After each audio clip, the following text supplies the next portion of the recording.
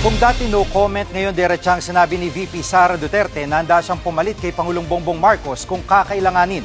Live mula sa Davao City, nangunguna sa balita si News 5 Mindanao correspondent Bril Montalvo. Bril, ang pagkakaiba ng mga payag ni VP Sara nung linggo at ngayong araw? Jiggy, noong linggo nang tanungin natin si VP Sara kung handa siyang maging Pangulo, ang sabi niya ayaw niya sumagot dahil baka magkagulo.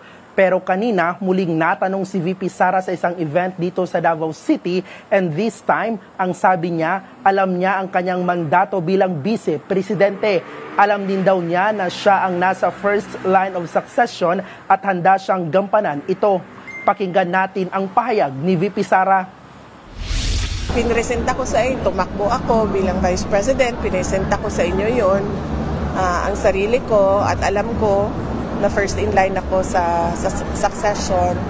Wala nang tanong doon kung ano ang gagawin ko.